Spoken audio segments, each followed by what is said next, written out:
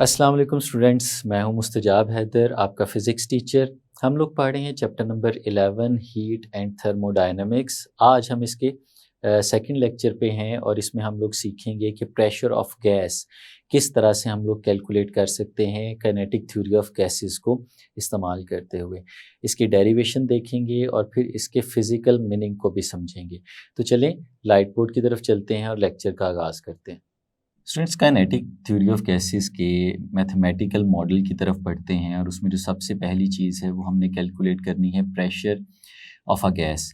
यानी अगर किसी कंटेनर के अंदर हम लोगों ने गैस जो है उसे प्लेस किया हुआ है और कंटेनर हर तरफ से क्लोज्ड है, तो गैस के मॉलिक्यूल्स उस कंटेनर की वॉल्स पे कितना प्रेशर एक्सर्ट करेंगे वो प्रेशर जो है वो किन चीज़ों पे डिपेंड कर रहा होगा, और अगर उस प्रेशर को हम इंक्रीज़ या डिक्रीज़ कराना चाहते हैं तो किस तरह से हो सकता है, और प्रेशर की क्वांटाइजेशन कैसे हो सकती है।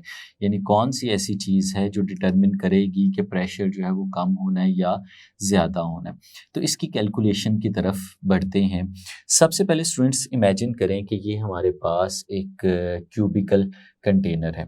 इस कंटेनर के डिफरेंट फेसेस यहाँ पे आपको नज़र आ रहे हैं जो हम लोगों ने ड्रॉ किए हुए हैं। क्यूबिकल कंटेनर है यानी इसकी तमाम साइड्स जो हैं जो लेंथ्स हैं वो आपस में इक्वल हैं। लेट्स सपोज स्टूडेंट्स हम लोग ये कहते हैं कि इसकी कोई भी एक साइड ले लें, जैसे हम कहते हैं ये जी से लेके बी तक, ये जो डिस्टेंस हमें नज़र आ रहा है ये इस साइड की लेंथ है। लेट्स सपोज स्टूडेंट्स ये लेंथ जो है वो स्मॉल एल के बराबर है। तो स्टूडेंट्स अगर ये स्मॉल एल है तो क्योंकि ये क्यूब है तो जी से लेके एच तक ये भी स्मॉल एल होगा, एच से लेके ई तक ये भी स्मॉल एल होगा, ई से लेके डी तक, यानी कोई भी डायमेंशन आप इसकी ले लें तो वो सारी डायमेंशंस जो हैं वो बेसिकली एल के इक्वल हैं जो यहाँ पे लिखा हुआ है। और ये एल की ही वजह से ये क्या है, ये एक क्यूबिकल कंटेनर है।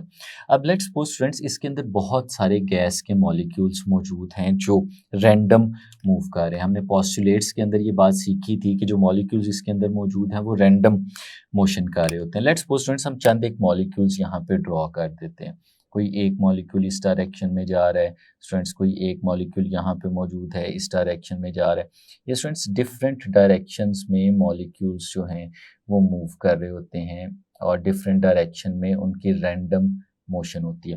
अब स्टूडेंट्स ये जो बहुत सारे मॉलिक्यूल्स यहाँ पे मौजूद हैं, ये मॉलिक्यूल्स जो हैं सारी वॉल्स जो कंटेनर की हैं उन पे जाके टकराएंगे और वॉल्स पे टकराने की वजह से वहाँ पे फोर्स एक्सर्ट कर सकते हैं और फिर प्रेशर भी एक्सर्ट कर सकते हैं। अब स्टूडेंट्स ये कितना प्रेशर एक्सर्ट कर सकते हैं वो हमने कैलकुलेट करना है। सबसे पहले तो हमें प्रेशर का पता होना चाहिए।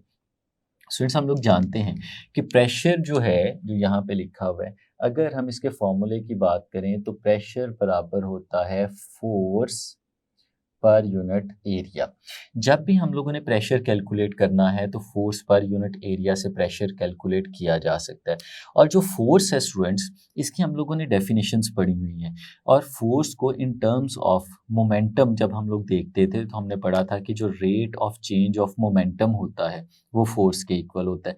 यानी अगर इस केस में हम इस फोर्स की जगह इसके मोमेंटम वाले फॉर्मूले को प्लेस करें तो rate of change of momentum यानी delta p divided by delta t और डिवाइडेड बाय ए, ये स्टूडेंट्स हमारे पास यहाँ पे प्रेशर बन रहा है। यानी किसके equal, change in momentum per unit time और फिर पर यूनिट एरिया। अगर इसे इस तरह से भी हम लोग लिखना चाहें तो हम इसे ऐसे भी लिख सकते हैं students, delta p divided by delta t into ए।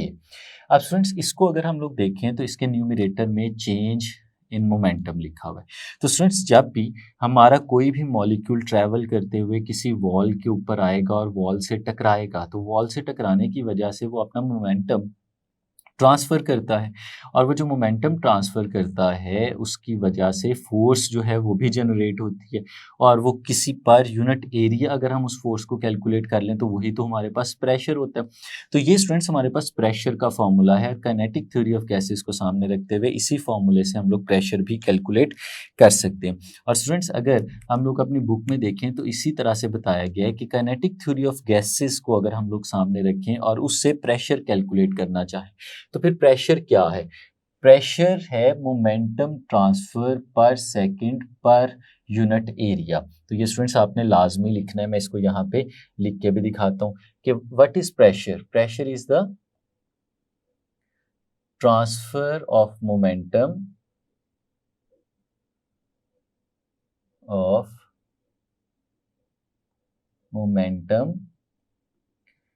पर सेकंड पर यूनिट एरिया। तो स्टूडेंट्स ये ऊपर वाले फॉर्मूले से हम लोगों ने यहाँ पे प्रेशर को डिस्क्राइब कर दिया कि प्रेशर क्या है, ट्रांसफर ऑफ मोमेंटम पर सेकंड पर यूनिट एरिया के पर सेकंड पर यूनिट एरिया कितना मोमेंटम ट्रांसफर होगा वो हमारे पास बेसिकली प्रेशर बनेगा। तो स्टूडेंट्स लेट्स सपोज हम लोग यहाँ पे प्रेशर की कैलकुलेशन की तरफ जाते हैं। इमेजिन करें कि there are n number of molecules, let there are n, ये जो कैपिटल N है, n नंबर ऑफ मॉलिक्यूल्स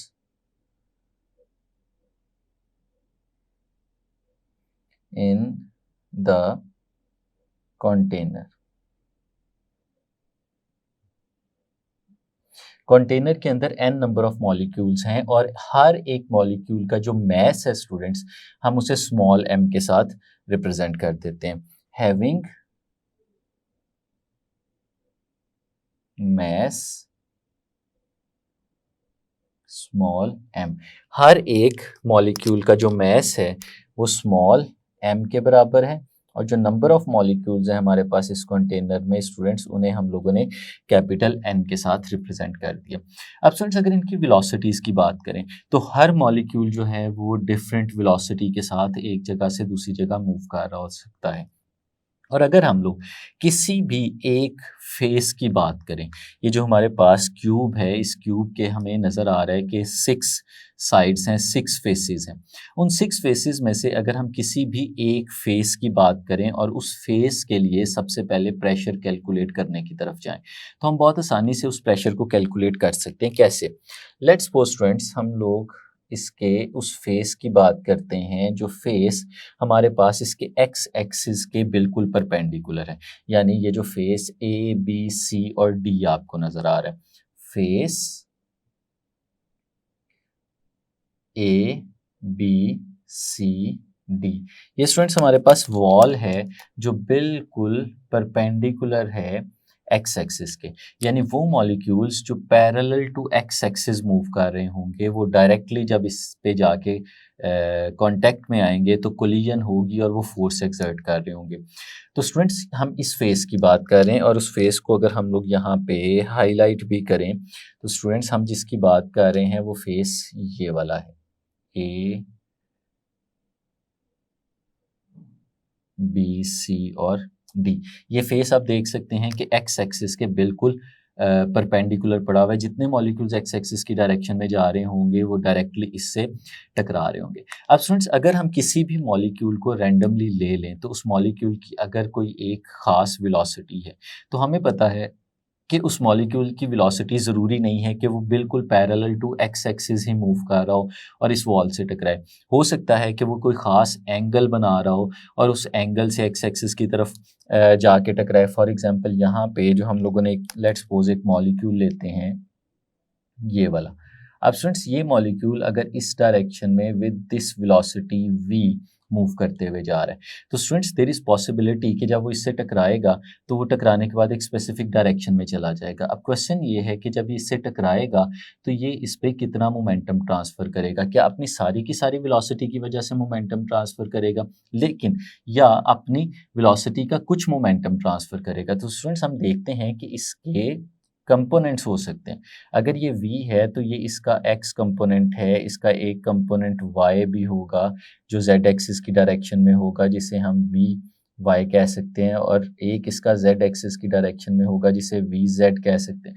तो स्टूडेंट्स ये 3 कंपोनेंट्स हैं हमारे पास इस स्पेसिफिक मॉलिक्यूल की वेलोसिटी के। तो जिस कंपोनेंट ने इस फेस के ऊपर फोर्स एक्सर्ट करनी है वो इसका एक्स कंपोनेंट है। यानी इसमें जितने भी मॉलिक्यूल्स हमारे पास मौजूद हैं उन मॉलिक्यूल्स ने जब आके इस फेस के ऊपर टकराना है तो वो अपनी पूरी पूरी वेलोसिटी के साथ इससे नहीं टकराएंगे, बल्कि अपनी वेलोसिटी के उस कंपोनेंट के साथ इसे टकराएंगे जो उनके एक्स एक्सिस की डायरेक्शन में है। तो फिर स्टूडेंट्स अगर हम कोई भी एक मॉलिक्यूल ले लें और उस मॉलिक्यूल के लिए इसे कैलकुलेट करें तो हम मॉलिक्यूल की पूरी वेलोसिटी नहीं लेंगे, बल्कि उसकी वेलोसिटी का सिर्फ वो कंपोनेंट लेंगे जो इसकी डायरेक्शन में मौजूद होगा। ये भी हो सकता है स्टूडेंट्स कि कोई ऐसा मॉलिक्यूल हो जो बिल्कुल पैरेलल टू एक्स एक्सिस जा रहा हो, तो फिर उसकी सारी की सारी वेलोसिटी जो है उसके एक्स कंपोनेंट के बराबर हो जाएगी, उसके वाई और जेड कंपोनेंट्स वैसे ही ज़ीरो हो जाएंगे। इसलिए हमें पूरी वेलोसिटी लेने की ज़रूरत यहाँ पे नहीं है। अब लेट्स सपोज स्टूडेंट्स हम एक मॉलिक्यूल की ही एग्जांपल लेते हैं। Let's suppose students test subject के तौर पे ये हमारे पास एक मॉलिक्यूल है जिसका मास m है और स्टूडेंट्स ये इस डायरेक्शन में मूव कर रहा है पैरेलल टू एक्स एक्सिस, और इसकी जो वेलोसिटी है हम उसे कह देते हैं वो v1 है, और फिर उसका वो कंपोनेंट जो एक्स एक्सिस की डायरेक्शन में है हम उसे v1x का नाम दे देते हैं। ये स्टूडेंट्स मॉलिक्यूल है जो बिल्कुल पैरेलल टू एक्स एक्सिस चलते हुए आता है और वॉल ABCD इससे टकराता है। जब इससे टकराएगा तो जाहिर सी बात है इसके मोमेंटम में कोई ना कोई चेंज आएगा, हम वो कैलकुलेट करने जा रहे हैं। तो स्टूडेंट्स सबसे पहले देखें, अगर हम इसके इनिशियल मोमेंटम की बात करें, हम कैलकुलेट करेंगे सबसे पहले change in momentum of molecule 1। पहला जो मॉलिक्यूल है स्टूडेंट्स हम उसका चेंज इन मोमेंटम कैलकुलेट कर रहे हैं, जिसे मैंने डेल्टा P के साथ यहाँ पे रिप्रेजेंट किया हुआ है।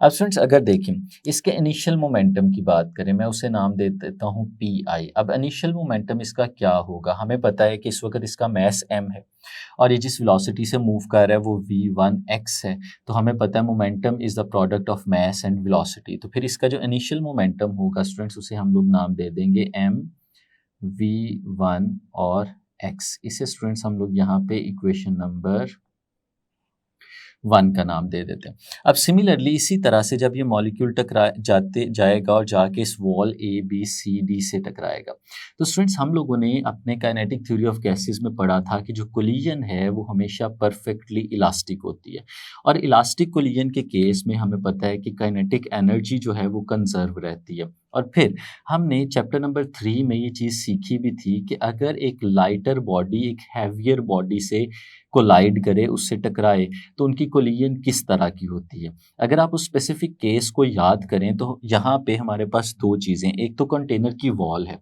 और एक मॉलिक्यूल है। अगर कंटेनर की वॉल और मॉलिक्यूल इन दोनों का कंपैरिजन किया जाए तो कंटेनर की वॉल का जो मास है वो हमारे मॉलिक्यूल के मास की निस्बत बहुत ज़्यादा है। तो हम लोग ये कह सकते हैं कि हमारा मॉलिक्यूल जो है वो एक बहुत ही लाइटर ऑब्जेक्ट है as compared to the wall of the container. और फिर हमने ये सीखा था कि अगर बहुत ही लाइटर ऑब्जेक्ट जाके किसी बहुत ही हैवियर ऑब्जेक्ट के साथ टकराता है तो उस कोलिजन में क्या होता था कि वो जितनी वेलोसिटी से टकराया था एग्जैक्टली उतनी ही वेलोसिटी के साथ वापस भी आ जाता है, सिर्फ अपनी डायरेक्शन को चेंज करके, और जो हैवियर ऑब्जेक्ट है उसकी वेलोसिटी पे कोई फ़र्क नहीं पड़ता। ये हम लोगों ने स्पेशल केस डिस्कस किया था चैप्टर नंबर 3 के अंदर इलास्टिक कोलिजन वाले आर्टिकल में। अब क्योंकि ये भी इलास्टिक कोलिजन है तो इसका मतलब है जब मॉलिक्यूल गया तो उसकी वेलोसिटी अगर v1x थी तो टकराने के बाद वो कंटेनर की वॉल से जब वापस आएगा तो उस वक्त उसकी वेलोसिटी -v1x हो गई होगी और कोई चेंज नहीं आएगा। तो फिर स्टूडेंट्स अगर मैं इसके फाइनल मोमेंटम की बात करूं तो वो जो फाइनल मोमेंटम है मैं उसे pf के साथ रिप्रेजेंट करता हूँ। तो स्टूडेंट्स वो किसके इक्वल आ जाएगा, वो इक्वल आ जाएगा m -v1x। तो फिर स्टूडेंट्स इसे ऐसे भी लिखा जा सकता है pf is equal to -mv1x। इसे स्टूडेंट्स हम लोग नाम दे देते हैं इक्वेशन नंबर 2 का। इक्वेशन नंबर 1 इनिशियल मोमेंटम की बात कर रही है और इक्वेशन नंबर 2 जो है वो हमें फाइनल मोमेंटम के बारे में बता रही है। अब स्टूडेंट्स अगर हमें चेंज इन मोमेंटम यहाँ पे निकालना हो तो वो कैसे निकाल सकते हैं, we know that change in momentum ये स्टूडेंट्स हमेशा इक्वल होगा final momentum minus initial momentum. Final momentum में से इनिशियल मोमेंटम को माइनस करें तो चेंज इन मोमेंटम हमारे पास आ जाएगा। तो स्टूडेंट्स डेल्टा पी हमारे पास यहाँ पे जो बन रहा है वो क्या आ जाएगा, फाइनल मोमेंटम की वैल्यू में यहाँ पे सब्सटीट्यूट करता हूँ माइनस एम v1x, और फिर ये माइनस का साइन यहाँ पे लगाता हूँ और इनिशियल मोमेंटम की वैल्यू सब्सटीट्यूट करता हूँ जो कि है m v1x। तो फिर स्टूडेंट्स अगर इन दोनों को ऐड करें तो देखें दोनों के साथ नेगेटिव का साइन है, तो ये ऐड हो जाएंगे -2m v1x। तो ये स्टूडेंट्स हमारे पास यहाँ पे आ गया चेंज इन मोमेंटम। अब स्टूडेंट्स इसका फ़ायदा क्या होने वाला है, हम लोगों ने चेंज इन मोमेंटम जो कैलकुलेट किया इससे हमें ये तो पता चल गया कि मॉलिक्यूल गया था टकरा के उससे वापस आ गया था। अब स्टूडेंट्स बेसिकली तो हम लोग प्रेशर की तरफ जा रहे हैं और प्रेशर हमने देखा है किसके बराबर है, फोर्स पर यूनिट एरिया के। और फिर फोर्स किसके बराबर है, force is the rate of change of momentum. अब ये देखना है कि जब ये मॉलिक्यूल उससे टकराया तो मॉलिक्यूल की डायरेक्शन चेंज हो गई। अब हम लोग ये चीज़ जानते हैं कि कोई भी ऑब्जेक्ट अगर मूव कर रहा हो तो मूव करते हुए ऑब्जेक्ट की डायरेक्शन उस वक्त तक चेंज नहीं हो सकती जब तक उस पर कोई फोर्स ना लगे। अब अगर मॉलिक्यूल की डायरेक्शन चेंज हुई है तो इसका मतलब है कि मॉलिक्यूल पे कोई फोर्स लगी है। अब क्वेश्चन ये उठता है कि वो मॉलिक्यूल पे फोर्स कहाँ से आई और किसने लगाई। तो स्टूडेंट्स वो जो मॉलिक्यूल पे फोर्स लगी है वो कंटेनर की वॉल ने लगाई है, क्योंकि जब मॉलिक्यूल उससे जाके टकराया तो टकराने पे वॉल ने उस पे एक फोर्स लगाई जिसकी वजह से उसकी डायरेक्शन जो थी वो चेंज हो गई। अब उसी फोर्स के रिजल्टेंट के तौर पे मॉलिक्यूल ने भी उस पर एक फोर्स लगाई होगी, क्योंकि हमें पता है कि हर एक एक्टिव फोर्स के रिजल्ट के तौर पे उस पर एक रिएक्टिव फोर्स भी लगती है, ये न्यूटन का थर्ड लॉ है। तो सबसे पहले जो डायरेक्शन चेंज हुई है वो मॉलिक्यूल की चेंज हुई है, और इसका मतलब है फोर्स भी किस पे लगी है, मॉलिक्यूल पे लगी है। और वो फोर्स किसने लगाई है, वो वॉल ने लगाई है जिस पे जाके मॉलिक्यूल टकराया था। तो हम अगर उस फोर्स को कैलकुलेट करना चाहें तो स्टूडेंट्स किस तरह से कैलकुलेट कर सकते हैं। हमने देखा है कि जो फोर्स होती है हमारे पास, स्टूडेंट्स जो फोर्स होती है हमारे पास वो rate of change of momentum के इक्वल होती है। हम यहाँ पे लिख लेते हैं, वी नो दैट जो फोर्स है वो किसके इक्वल होती है, फोर्स इक्वल होती है rate of change of momentum. ये स्टूडेंट्स इसके इक्वल होती है। अगर इसी फॉर्मूले को हम लोग सामने रख के फोर्स कैलकुलेट करना चाहें तो स्टूडेंट्स हमें दो चीज़ों की ज़रूरत है। एक तो स्टूडेंट्स हमें यहाँ पे चाहिए कि चेंज इन मोमेंटम क्या है, और दूसरी चीज़ जो हमें यहाँ पे चाहिए वो चाहिए टाइम कितना है। स्टूडेंट्स चेंज इन मोमेंटम हम लोगों ने कैलकुलेट कर लिया है, इसे हम लोग नाम दे देते हैं इक्वेशन नंबर 3 का।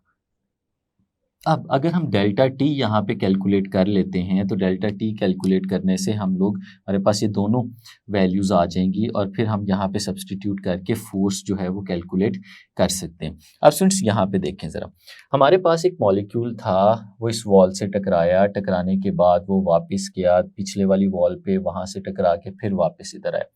अब स्टूडेंट्स इमेजिन करें कि दो कोलिजन के दरमियान उसने कितना टाइम गुजारा, दो वॉल्स के दरमियान जो कोलिजन हुई उसके दरमियान उसने कितना टाइम गुजारा और कितना डिस्टेंस ट्रैवल किया। अब स्टूडेंट्स इस केस को अगर हम लोग देखें तो स्टूडेंट्स जब वो HGFE इस वॉल से चलेगा और हमारी ABCD वॉल तक पहुंचेगा तो उसने कितना हॉरिजॉन्टल डिस्टेंस ट्रैवल किया हुआ है। हमें पता है कि ये क्यूब है और क्यूब की जो कोई भी साइड है उसकी जो लेंथ है वो L के बराबर है। तो इसका मतलब है उसने एक वॉल से दूसरे वॉल तक आने के लिए जो डिस्टेंस ट्रैवल किया है वो डिस्टेंस L के बराबर है। अब अगर वो यहाँ से वापस उसी अपनी इनिशियल पोजीशन तक जाता है जहाँ से वो चला था, तो इसका मतलब है एक L उसने जाते हुए और एक L उसने वापस आते हुए ये टोटल डिस्टेंस ट्रैवल किया। अब इस डिस्टेंस को यूज़ करते हुए स्टूडेंट्स हम लोग टाइम कैलकुलेट कर सकते हैं। हमें पता है कि जो बेसिक फार्मूला हमारे पास होता है डिस्टेंस और टाइम को रिलेट करने का वो क्या है, S = V × T। और स्टूडेंट्स यहाँ से अगर हमें टाइम कैलकुलेट करना है तो टाइम किसके बराबर होता है, टाइम इक्वल होता है S / V, इसके बराबर होता है। अब स्टूडेंट्स हमारे पास जो स्पेसिफिक मॉलिक्यूल है उसने जो डिस्टेंस ट्रैवल किया है अगर हम उसे 2L का नाम दे दें, क्योंकि उसने एल जाते हुए और एल वापसी पे उसने टोटल डिस्टेंस ट्रैवल किया, और जो स्पीड है उसकी वो v1x थी जो हमें पता है। तो फिर स्टूडेंट्स हम लोग कह सकते हैं कि हमारा जो टाइम है जिसे हम लोगों ने डेल्टा टी का नाम दिया हुआ है वो 2l डिवाइडेड बाय v1x कुछ इसके बराबर हो जाता है। अब स्टूडेंट्स अगर हम इसे इक्वेशन नंबर 4 का नाम देते हैं और इक्वेशन नंबर 4 में चेंज इन मोमेंटम जो कि इक्वेशन नंबर 3 में लिखा हुआ है और टाइम जो यहाँ पे हमारे पास अभी हम लोगों ने ड्राइव किया, ये दोनों वैल्यू सब्सटीट्यूट करते हैं तो फिर हमें फोर्स मिल सकती है। तो हम स्टूडेंट्स इसे नाम दे देते हैं इक्वेशन नंबर 5 का और फिर इनका रिलेशन यहाँ पे बनाते हैं। किस तरह से, ये देखिएगा,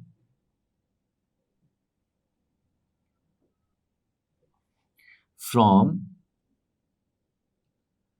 equation number 3, 4 and 5, 3 equation number 4 and equation number 5, इन सारी इक्वेशंस को स्टूडेंट्स हम लोग देखें तो हमारे पास जो फोर्स ये मॉलिक्यूल एक्सर्ट कर रहा है वो पहला मॉलिक्यूल है, तो वो जो फोर्स है स्टूडेंट्स उसे हम लोग नाम दे देते हैं F1 और x का।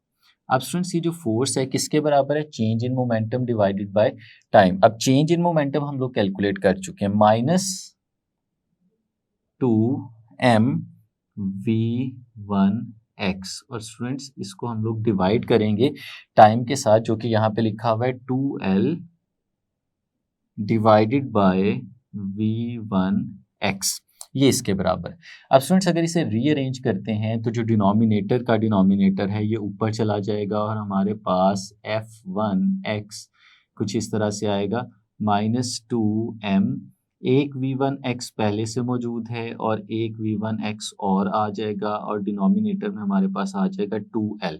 अब इसमें कुछ चीज़ें कैंसिल आउट हो रही हैं और कुछ मल्टीप्लाई हो रही हैं, ये 2 और ये 2 स्टूडेंट्स कैंसिल आउट हो जाएगा और हमारे पास जो f1x आएगा वो आ जाएगा -mv1x square divided by l। ये स्टूडेंट्स हमारे पास रिलेशन आ गया। अब ये रिलेशन जो है ये उस फोर्स को रिप्रेजेंट कर रहा है जो फोर्स हमारे मॉलिक्यूल पे लगी, किसने लगाई, वॉल ने लगाई अपने हमारे मॉलिक्यूल की डायरेक्शन को चेंज करने के लिए। अब according to Newton's third law of motion जितनी फोर्स वॉल ने लगाई थी हमारे मॉलिक्यूल पे एग्जैक्टली उतनी ही फोर्स हमारे मॉलिक्यूल ने भी लगाई होगी वॉल के ऊपर। अब क्योंकि स्टूडेंट्स हम लोग तो कैलकुलेट करना चाहते हैं प्रेशर, तो प्रेशर तो हम लोग उस वक्त कैलकुलेट करेंगे ना जब हम वो फोर्स देखें जो मॉलिक्यूल्स वॉल के ऊपर लगा रहे हैं, ना कि वो फोर्स जो वॉल्स हमारे मॉलिक्यूल्स पे लगा रही हैं। तो इसलिए इस फोर्स से हम लोग बेसिकली वो फोर्स कैलकुलेट करने जा रहे हैं जो हमारे मॉलिक्यूल ने लगाई है। तो स्टूडेंट्स यहाँ पे फिर हम लोग मेंशन करते हैं according to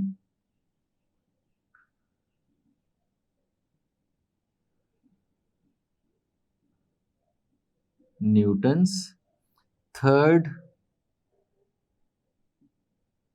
law of motion. अगर हम न्यूटन के थर्ड लॉ ऑफ मोशन को देखें, the force exerted by the molecule 1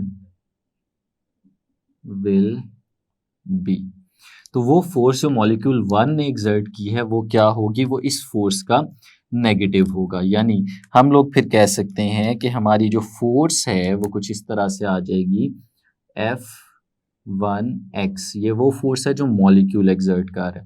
तो ये स्टूडेंट्स इक्वल हमारे पास आ जाएगी -mv1x square divided by l।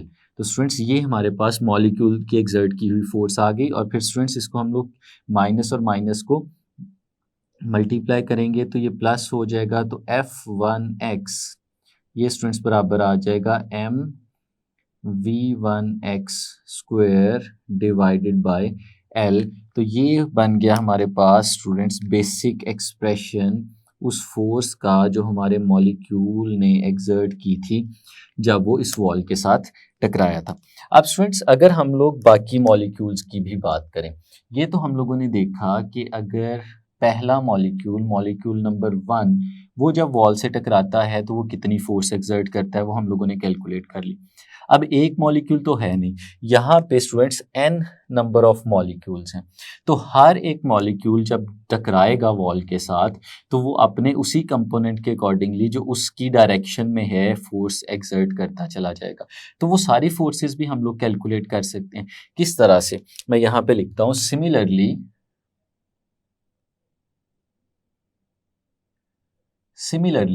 जो बाकी मॉलिक्यूल स्टूडेंट्स फोर्स एक्सर्ट करेंगे वो फोर्सेस क्या होंगी वो हम लोग यहाँ पे लिखते जाते हैं। Force exerted by second molecule, अगर हम उसे F2x का नाम दे दें तो स्टूडेंट्स वो बराबर होगी mv2x square divided by L। इसी तरह स्टूडेंट्स जो थर्ड मॉलिक्यूल फोर्स एक्सर्ट करेगा YF3x वो बराबर होगी mv3x square divided by L।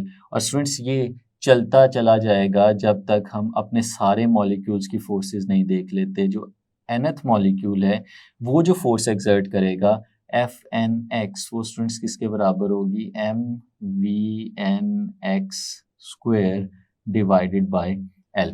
तो ये स्टूडेंट्स सारे मॉलिक्यूल्स हैं जो सारे के सारे टकरा रहे हैं हमारी वॉल के साथ और ये फोर्स एक्सर्ट कर रहे हैं। अगर कोई मॉलिक्यूल नहीं भी टकरा रहा तो हमने क्योंकि उसके एक्स कंपोनेंट को लिया हुआ है तो वो बैलेंस हो जाएगा। उसका एक्स कंपोनेंट अगर ज़ीरो हुआ इस केस में तो फोर्स नहीं लगाएगा और फोर्स भी ज़ीरो हो जाएगी। तो इसका मतलब है कि सारी फोर्सेस हम लोगों ने कैलकुलेट कर ली जो इस वॉल के ऊपर लग रही है। तो अगर हम कंबाइंड फोर्स देखना चाहें कि टोटल कितनी फोर्स है जो इस वॉल के ऊपर लगी है तो हम किस तरह से देख सकते हैं। तो स्टूडेंट्स बहुत आसान है, हम इन तमाम फोर्सेस का सम कर लेते हैं। यानी अगर मैं आपसे कहूं कि फोर्स ऑन दिस वॉल, अगर मैं उसे रिप्रेजेंट कर दूं Fx के साथ, तो फिर स्टूडेंट्स ये किसके बराबर होगा, ये इक्वल होगा F1x plus F2x plus F3x plus so on, और ये सारी फोर्सेस आएंगी Fnx तक। और इन तमाम फोर्सेस का जो सम है वो हमारे पास ये वाली फोर्स जो है वो मिल जाएगी। तो स्टूडेंट्स अगर हम वैल्यू सब्सटीट्यूट करते हैं इन तमाम फोर्सेस की तो हमें ओवरऑल फोर्स मिल जाएगी।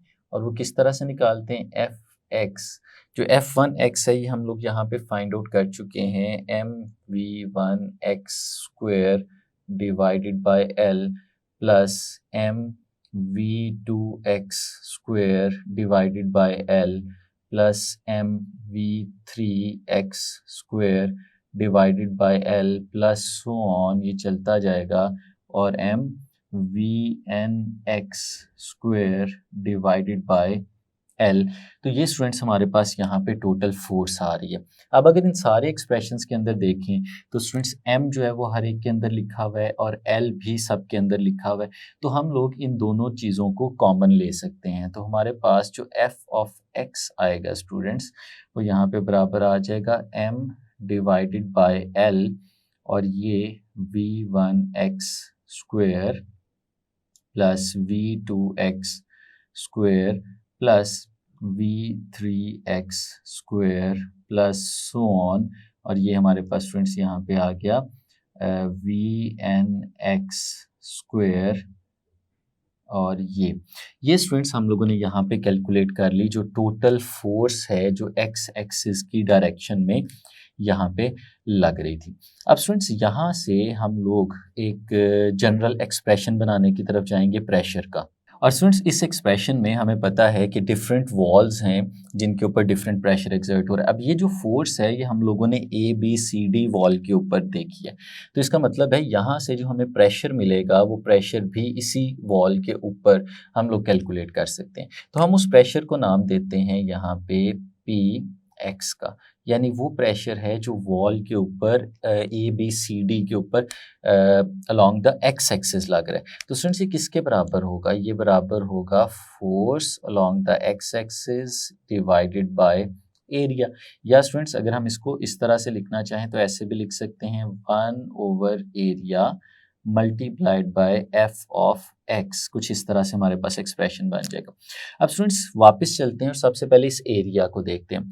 ये जो स्टूडेंट्स हम लोगों ने यहाँ पे हाईलाइट किया हुआ है ए बी सी और डी, ये हमारे पास वॉल है और इस वॉल के ऊपर क्योंकि सारी फोर्स लग रही है जो हमने वहाँ पे कैलकुलेट किया, तो हमें इसी वॉल का एरिया भी इस जगह पे पता होना चाहिए। अब स्टूडेंट्स एरिया कैसे कैलकुलेट किया जाता है? हमें पता है कि अगर हमारे पास कोई भी रेक्टेंगल हो या स्क्वायर हो तो उसकी जो दो साइड्स होती हैं उनको हम आपस में मल्टीप्लाई करते हैं और उसकी मल्टीप्लिकेशन से हमारे पास एरिया आ जाता है।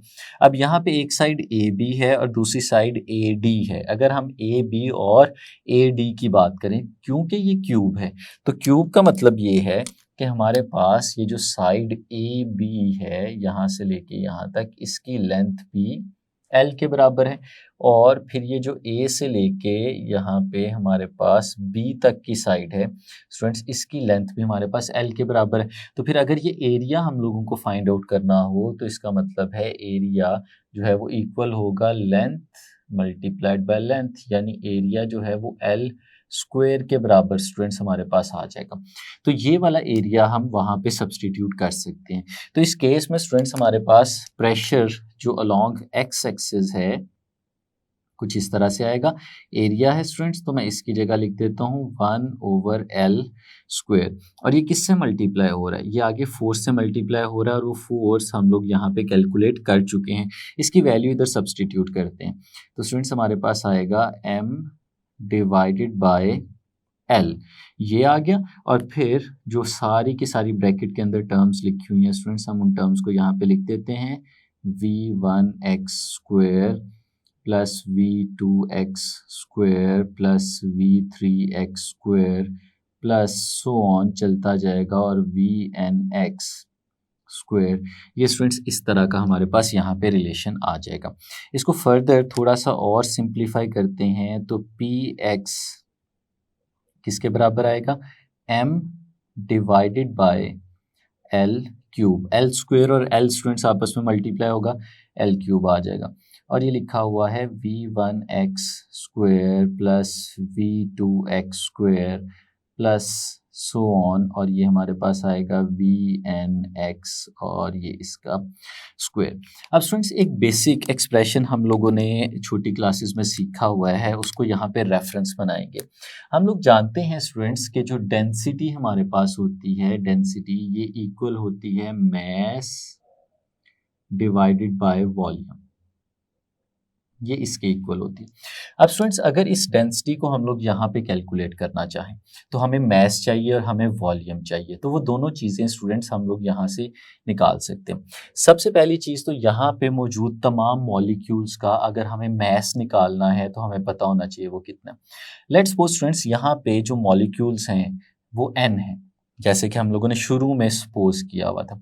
अगर कैपिटल N मॉलिक्यूल्स हो और हर मॉलिक्यूल का जो इंडिविजुअल मैस है वो स्मॉल m के बराबर हो, तो टोटल मैस कितना होगा इसके अंदर कंटेनर में मौजूद तमाम मॉलिक्यूल्स? हमें पता है कि अगर एक मॉलिक्यूल का मैस m हो और दो मॉलिक्यूल्स हो तो इसका मतलब है कि m plus m 2 times of m। अगर 3 मॉलिक्यूल्स हों तो 3 टाइम्स ऑफ m, 4 मॉलिक्यूल्स हों तो 4 टाइम्स ऑफ m। यहाँ पे हमारे पास n नंबर ऑफ मॉलिक्यूल्स हैं, तो इसका क्या मतलब हुआ? इसका मतलब हुआ n टाइम्स ऑफ m, ये इसका टोटल मैस होगा हमारे पास।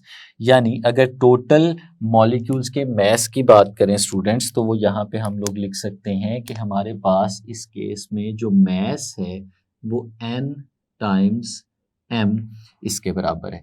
और फिर वॉल्यूम कैसे निकलेगा? ये क्यूब है स्टूडेंट्स और वॉल्यूम निकालने का फॉर्मूला हमें पता है कि इसकी तीनों साइड्स को आपस में मल्टीप्लाई कर देते हैं और इसकी तीनों साइड्स ही L हैं, तो इसका मतलब है L into L into L, ये हमारे पास वॉल्यूम आ जाएगा। तो इस केस में जो हमारे पास वॉल्यूम बनता है स्टूडेंट्स वो आ जाता है L क्यूब। तो ये स्टूडेंट्स हमारे पास डेंसिटी का फॉर्मूला आ गया, n capital N multiplied by small m जो कि मैस है डिवाइडेड बाय L क्यूब। अब स्टूडेंट्स जरा उस फॉर्मूले को इसके साथ रिलेट करके देखिएगा। इस फॉर्मूले के अंदर हमारे पास small m divided by l cube लिखा हुआ है। स्टूडेंट्स इसकी राइट साइड पे भी इसी तरह का इससे मिलता जुलता कुछ लिखा हुआ है। अगर ये कैपिटल N यहाँ पे मौजूद ना हो तो हमारे पास यही चीज़ बनती है। तो स्टूडेंट्स अगर हम ऐसे करें कि जो कैपिटल N है इसको उठा के दूसरी तरफ ले जाएं, डिवाइड हो जाएगा, तो हमारे पास ये रिलेशन कुछ इस तरह से बनेगा, रो डिवाइडेड बाय एन। एन इस तरफ आके डिवाइड हो जाएगा, किसके इक्वल आएगा, m divided by l cube.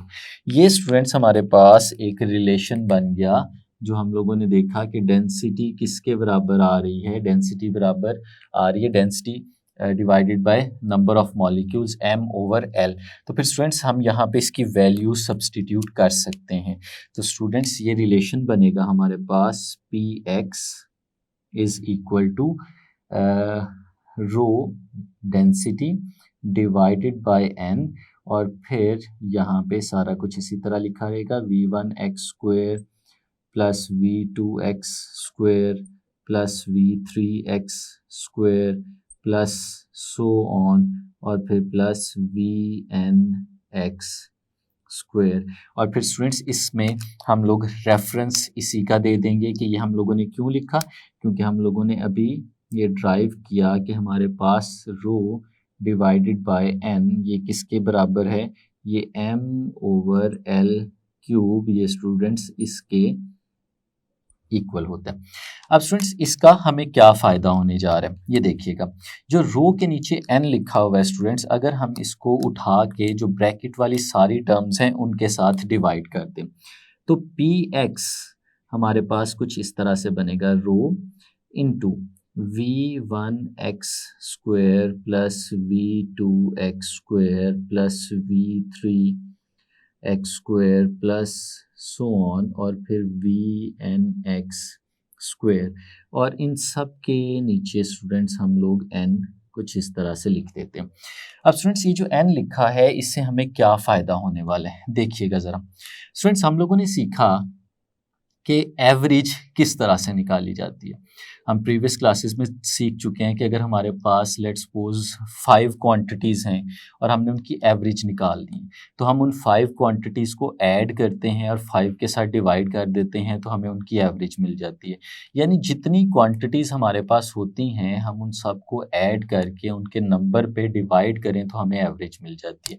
अब यहाँ पे देखें स्टूडेंट्स, न्यूमरेटर में हमारे पास वेलोसिटीज़ लिखी हुई हैं और ये सारे मॉलिक्यूल्स की वेलोसिटीज़ लिखी हुई हैं। हमारे पास n नंबर ऑफ मॉलिक्यूल्स हैं, तो इसका मतलब है कि यहाँ पे न्यूमरेटर में n नंबर ऑफ मॉलिक्यूल्स यानी हर एक मॉलिक्यूल की वेलोसिटी लिखी हुई है, और फिर अगर इसे n पे डिवाइड कर दें तो क्या ये एवरेज बनेगी उसी प्रिंसिपल के अकॉर्डिंगली जो हम लोगों ने अभी डिस्कस किया। लेकिन यहाँ पे एक और फ़र्क है, वो फ़र्क क्या है कि यहाँ पे हर एक वेलोसिटी का पहले स्क्वायर हुआ है और स्क्वायर करने के बाद n पे डिवाइड हुआ है। इसका मतलब है ये एवरेज तो है, लेकिन ये एवरेज किसकी है, ये स्क्वायर्स की एवरेज है।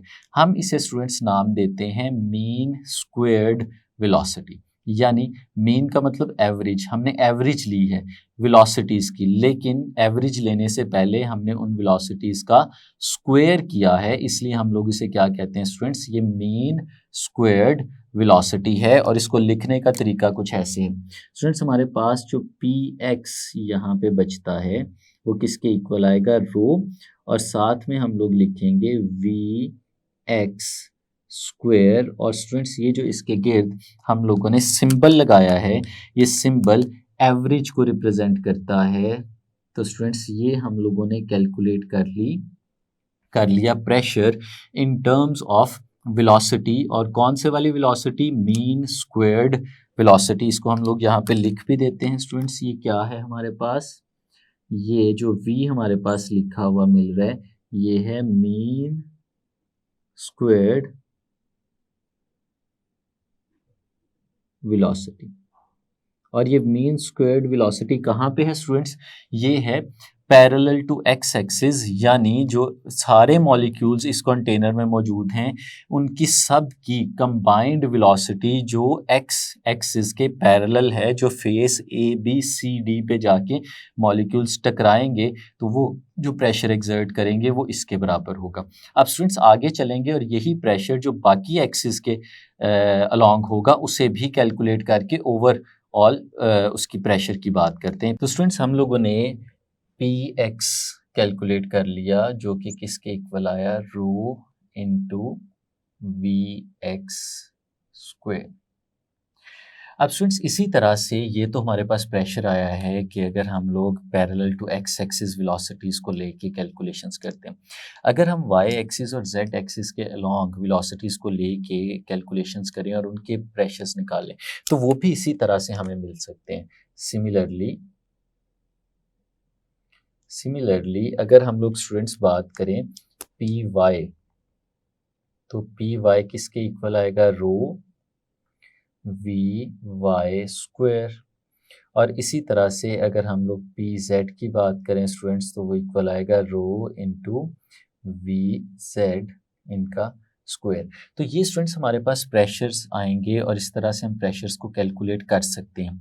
लेकिन स्टूडेंट्स अगर हम लोग बात करें वेलोसिटीज़ की, यानी ये जो हम लोगों ने अभी कैलकुलेट की है मीन स्क्वायर्ड वेलोसिटी, अगर इस मीन स्क्वायर्ड वेलोसिटी को हम एक्स एक्सिस की बजाय वाई एक्सिस और जेड एक्सिस के लिए कैलकुलेट करें तो वो कितनी होगी। तो स्टूडेंट्स क्योंकि हमारे मॉलिक्यूल्स की जो मोशन है वो बिल्कुल रैंडम है, और रैंडम मोशन का मतलब ये है कि जितने मॉलिक्यूल्स एक्स एक्सिस की डायरेक्शन में वेलोसिटीज़ लेके जा रहे हैं उतने ही वाई एक्सिस की डायरेक्शन में जा रहे होंगे, उतने ही जेड एक्सिस की डायरेक्शन में जा रहे होंगे।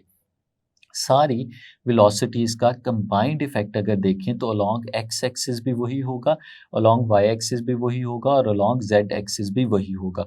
तो अगर इस चीज़ को हम लोग सामने रखें स्टूडेंट्स तो हम लोग कह सकते हैं कि mean squared velocity along X axis that should be equal to mean squared velocity along Y axis and mean squared velocity along Z axis. तो ये सारी जो वेलोसिटीज़ हैं स्टूडेंट्स ये आपस में इक्वल होने वाली हैं। और फिर स्टूडेंट्स अगर हम लोग इनका रिजल्टेंट निकालना चाहें तो हमें पता है कि रिजल्टेंट जो है वो इन इंडिविजुअल कंपोनेंट्स के सम से निकलता है। तो फिर स्टूडेंट्स अगर मैं आपसे कहूँ कि जो वेलोसिटी है v, वो उसका स्क्वायर हम लोग वो कैसे निकाल सकते हैं, तो स्टूडेंट्स वो हमारे पास इक्वल आएगा V X square plus V Y squared plus V Z squared. तो स्टूडेंट्स इनके सम के इक्वल आएगा। लेकिन ये जो रिलेशन अभी हम लोगों ने स्टूडेंट्स यहाँ पे लिखा है, अगर इस रिलेशन को सामने रखें तो हमें स्टूडेंट्स नज़र आ रहा है कि ये सारे तो इक्वल हैं। तो फिर यहाँ पे जो हमने वी वाई लिखा है या वी जेड लिखा है तो क्या हमें इनको लिखने की ज़रूरत है? बिल्कुल नहीं, हम इन सबको किसी एक के साथ भी रिप्लेस कर सकते हैं। तो लेट्स सपोज स्टूडेंट्स हम लोग इस केस में जो y लिखा हुआ है और z लिखा है हम उसकी जगह भी x लिख देते हैं, यानी V X square plus y की जगह भी हम लोगों ने x लिख दिया और जो आगे z लिखा हुआ है हमने इसकी जगह पे भी x लिख दिया। अब स्टूडेंट्स ये जो तीनों हैं हम इन्हें ऐड कर सकते हैं और अगर ये ऐड होंगे तो हमारे पास आ जाएगा 3 times of V X squared. और स्टूडेंट्स यहाँ से अगर हम वी एक्स स्क्वेयर्ड की वैल्यू भी निकालना चाहें तो वो किस तरह से निकलेगी, 3 मल्टीप्लाई हो रहा है इस तरफ आके डिवाइड हो जाएगा तो हमारे पास आएगा 1/3 V square is equal to V X square. अब स्टूडेंट्स ये जो हमारे पास वैल्यू आई है, हम लोगों ने जो सबसे पहला हमारा एक्सप्रेशन ड्राइव किया था, अगर उस एक्सप्रेशन में देखें तो वी एक्स स्क्वायर इसकी वैल्यू थी। तो स्टूडेंट्स अगर इस वैल्यू को हम लोग यहाँ से उठाते हैं और इसकी जगह पे सब्सटीट्यूट कर देते हैं, हम इसे रिप्लेस कर देते हैं, तो फिर हमारे पास क्या बनेगा, देखिएगा स्टूडेंट्स हमारी ये इक्वेशन बन जाएगी। So the pressure along x-axis becomes, जो एक्स एक्सिस है उसके अलोंग जो है वो प्रेशर चेंज हो जाएगा। क्या आएगा स्टूडेंट्स, हम लोग यहाँ पे लिखते हैं जो पी एक्स है स्टूडेंट्स वो इक्वल आ जाएगा रो, और फिर इसकी जगह पे हम लोग लिखेंगे 1/3 इंटू वी स्क्वायर। ये स्टूडेंट्स हमारे पास यहाँ पे रिलेशन बन जाएगा। अब स्टूडेंट्स अगर इसी रिलेशन को हम लोग देखें तो इससे एक और रिजल्ट भी निकाल सकते हैं। स्टूडेंट्स हमें पता है कि पास्कल्स लॉ हमें क्या कहता है कि अगर कहीं पे भी कोई फ्लूइड मौजूद हो, यानी गैसेस इस केस में अगर वो किसी कंटेनर में मौजूद हो, तो जितना प्रेशर वो एक्स एक्सिस के अलोंग लगा रही हैं उतना ही प्रेशर वाई और जेड एक्सिस के अलोंग भी लगना चाहिए। हम इसकी एग्जांपल इस तरह से देख सकते हैं कि हमारे पास अगर एक बैलून हो और उस बैलून के अंदर हम लोग हवा भरें, उसे इन्फ्लेट करें, फुलाएं, तो हम ये देखते हैं कि ऐसा तो नहीं होता कि उसका कोई एंड जो है वहाँ पे ज़्यादा प्रेशर फील हो रहा हो और कोई एंड जो है वहाँ पे कम प्रेशर फील हो रहा हो। ऐसा नहीं होता, प्रेशर हर एक डायरेक्शन में कांस्टेंट रहता है, वो चेंज नहीं होता। तो फिर स्टूडेंट्स अगर ये बात है तो हम फिर ऐसे भी तो कह सकते हैं कि प्रेशर अलोंग एक्स एक्सिस और प्रेशर अलोंग वाई एक्सिस और प्रेशर अलोंग जेड एक्सिस, ये सारे प्रेशर्स तो सेम होने चाहिए। तो अगर ये सारे प्रेशर सेम हैं तो फिर हमें एक्स वाई जेड तो लिखने की ज़रूरत ही नहीं है, हम सिंपली उसे क्या नाम दे देते हैं, हम उसे पी का नाम दे देते हैं। तो फिर स्टूडेंट्स हमारी ये जो इक्वेशन है इसमें जो हम लोगों ने पी एक्स लिखा हुआ है, हमें ये पी एक्स लिखने की भी ज़रूरत नहीं है, हम इसकी जगह सिंपली खाली क्या लिख सकते हैं, पी। तो स्टूडेंट्स हमारे पास जो रिलेशन आएगा प्रेशर का वो इक्वल आ जाएगा रो इंटू 1/3 और फिर वी और इसका स्क्वायर। ये स्टूडेंट्स हमारे पास एक और रिलेशन आ गया जिसमें हम लोगों ने ओवरऑल प्रेशर को इन टर्म्स ऑफ डेंसिटी और इन टर्म्स ऑफ वेलोसिटी ये देख लिया। लेकिन स्टूडेंट्स यहाँ पे हमें एक और काम भी करना है, हमें इसे इन टर्म्स ऑफ डेंसिटी नहीं देखना, हम तो इसे एनर्जी के साथ रिलेट करना चाहते हैं। तो फिर एनर्जी से रिलेशन के लिए वो जो डेंसिटी वाला एक्सप्रेशन था वो एक दफ़ा फिर हम लोग लिखेंगे। हमें पता है स्टूडेंट्स डेंसिटी किसके बराबर है, डेंसिटी इक्वल है मास डिवाइडेड बाय वॉल्यूम। और फिर स्टूडेंट्स हमें अभी थोड़ी देर पहले ही हमने लेक्चर में सीखा कि जो ओवरऑल मास है इस कंटेनर में गैस का वो किसके बराबर होता है, वो हमने देखा कि जो मास है स्टूडेंट्स वो हमारे पास बराबर है n times small m। n जो है वो नंबर ऑफ मॉलिक्यूल्स हैं और m जो है वो एक मॉलिक्यूल का मास है, तो टोटल मास निकालना हो तो दोनों को मल्टीप्लाई कर दे। और जो वॉल्यूम है स्टूडेंट्स वो है हमारे पास L क्यूब के बराबर। तो फिर स्टूडेंट्स इस केस में N M divided by L cube, अगर ये वैल्यू यहाँ पे सब्सटीट्यूट करें हम लोग तो स्टूडेंट्स हमारे पास यहाँ पे डेंसिटी जो है वो रिप्लेस हो जाएगी इसके साथ। बल्कि इसमें एक और चीज़ भी है, हम इसे ऐसे भी लिख सकते हैं students N M divided by volume जो कि कैपिटल वी है। हम यहाँ पे लेंथ को इंट्रोड्यूस ना भी करवाएं तो हमारे लिए बेहतर हो सकता है, क्योंकि हम सिर्फ वॉल्यूम के साथ डील कर सकते हैं। फिर कोई भी कंटेनर हो, किसी भी शेप का कंटेनर हो, तो हमारे पास वो फॉर्मूला जनरल हो जाता है। तो स्टूडेंट्स फिर ये वैल्यू अगर हम लोग इधर सब्सटीट्यूट करें तो हमारे पास जो रिलेशन बनेगा वो रिलेशन हम लोग यहाँ पे लिखते हैं। देखें कि हमारे पास P प्रेशर जो है वो किसके इक्वल आ रहा है, प्रेशर इक्वल आ रहा है students N M divided by 3 और साथ में स्टूडेंट्स क्या आ गया, वॉल्यूम आ गया। वॉल्यूम को कैपिटल वी के साथ हम लोगों ने रिप्रेजेंट करना है। और फिर साथ में स्टूडेंट्स हमारे पास यहाँ पे जो लिखा हुआ आ गया वो है वी स्क्वायर्ड। तो स्टूडेंट्स यहाँ पे आपने फ़र्क वाजे रखना है कि स्मॉल वी जो है वो वेलोसिटी को रिप्रेजेंट कर रहा है और जो कैपिटल वी है वो वॉल्यूम को यहाँ पे हमारे पास रिप्रेजेंट कर रहा है। अब स्टूडेंट्स अगर इसको थोड़ा सा हम लोग रीअरेंज करें तो कुछ ऐसे भी लिख सकते हैं। देखिएगा ज़रा, मैं यहाँ पे P को इसी तरह से लिखा रहने देता हूँ और ये जो मास है इसको हम लोग ब्रैकेट के अंदर ले जाते हैं। तो हमारे पास कुछ ऐसा रिलेशन बनेगा कि N divided by 3 into volume, और ये जो m है वो अंदर चला गया और हमारे पास वो भी एवरेज का हिस्सा बन गया। अब पहले जो एवरेज थी वो मीन स्क्वायर्ड वेलोसिटी जो थी वो थी। अब यहाँ पे जो है ये मास और स्क्वेयर्ड वेलोसिटी का जो प्रोडक्ट है ये उसकी एवरेज बन गई है। अब स्टूडेंट्स एक और चीज़ यहाँ पे देखते हैं, ये जो हमारे पास n लिखा हुआ है यहाँ पे और साथ में v लिखा हुआ है, n जो है नंबर ऑफ मॉलिक्यूल्स हैं वो भी कांस्टेंट है, और जो v है ये वॉल्यूम है, और इस केस में वो वॉल्यूम भी चेंज नहीं हो रहा, वॉल्यूम भी कांस्टेंट है। तो इसका मतलब है ये दो कांस्टेंट्स हमें नज़र आ रहे हैं। तो हम इन दोनों कांस्टेंट्स को अलग अलग क्यों लिखें, हम इन दोनों कांस्टेंट्स को मिला के एक और कांस्टेंट लिख देते हैं, और उस कांस्टेंट को स्टूडेंट्स हम लोग नाम देते हैं n नॉट का, जो कि बराबर होता है n डिवाइडेड बाय v के। ये जो n है ये नंबर ऑफ मॉलिक्यूल्स हैं, और v जो है वॉल्यूम है, तो हम इसे कह सकते हैं n not is the number of molecules per unit volume. तो फिर अगर इसकी वैल्यू इधर सब्सटीट्यूट करें तो स्टूडेंट्स हमारे पास जो प्रेशर है वो कुछ इस फॉर्म में आ जाता है कि pressure is equal to n not divided by 3 into M V square. अब स्टूडेंट्स अगर हम लोग याद करें काइनेटिक एनर्जी के फॉर्मूले को, तो स्टूडेंट्स हम लोग जानते हैं कि हमारे पास जो काइनेटिक एनर्जी है वो काइनेटिक एनर्जी का जो बेसिक एक्सप्रेशन होता है वो होता है हाफ एम वी स्क्वायर। अगर स्टूडेंट्स इसका कंपैरिजन करें हम इस ब्रैकेट के अंदर लिखे हुए एवरेज के साथ, तो सिर्फ एक चीज़ की कमी है और वो है 1/2 यानी हाफ।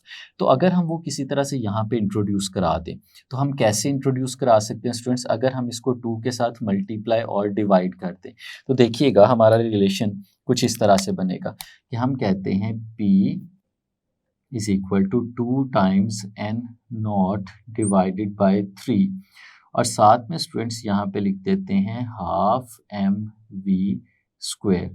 तो स्टूडेंट्स ये 2 से मल्टीप्लाई भी हो गया और 2 से डिवाइड भी हो गया।